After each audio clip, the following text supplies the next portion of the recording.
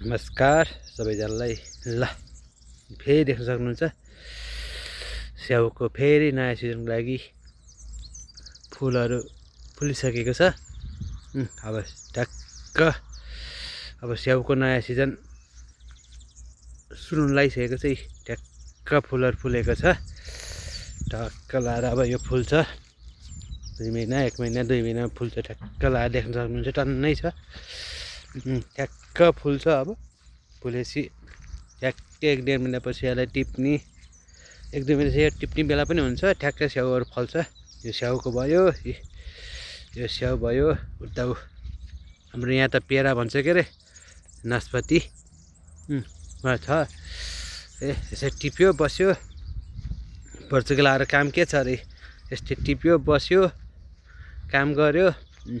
ट्याक्कै देख्नुहुन्छ यस्तो फाँट त कति छ यहाँ देख्नुहुन्छ यहाँ। ल अगाडि घोडा पनि रहेछ। ट्याक्क यस्तो फाँट छ। यो भरि पेरा हो। पेरा यहाँ पेरा भन्छ के अरे नेपालतिर नास्पाती भन्छ। अब यहाँ घोडा पनि रहेछ। घोडालाई पनि चर्न राखेको छ।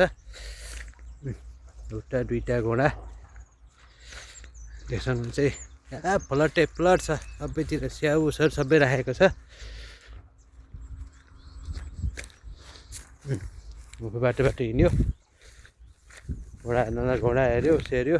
त्यहाँ अर्को छ, यहाँ एउटा छ, एउटा उहाँ छ, यहाँ छ।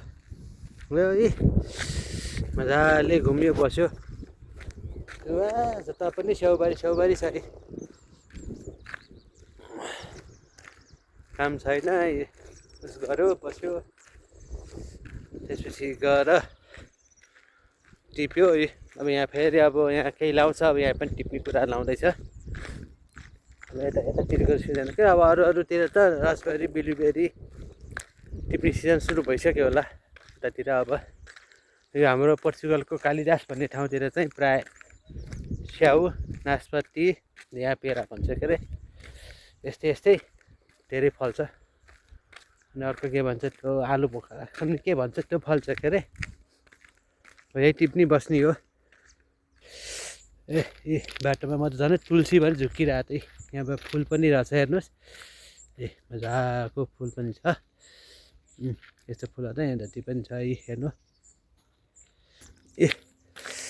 अर्को फिल्डतिर अब यो थरीका स्याउ छ नि देख्नुहुन्छ। थरीका स्याउ नास्पाती थरीका स्याउ नास्पाती छ नि देख्नुहुन्छ। जति पनि छ यता साइडतिर स्याउ नास्पाती कति हो कति छ देख्न सक्नुहुन्छ। टन्नै यो बारी छन्। वहाँ त्यहाँ छ, त्यहाँ चाहिँ यहाँ पनि छ। यो फेरि पेराको साइड हो।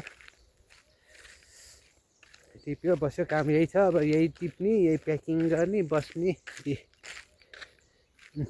राम्रो फिल छ। फाँट छ। यो त फाँट हो क्या लाउने। यसो रमाइलो छ यहाँको जिन्दगी। ल त गाइज यही हो आजको लागि।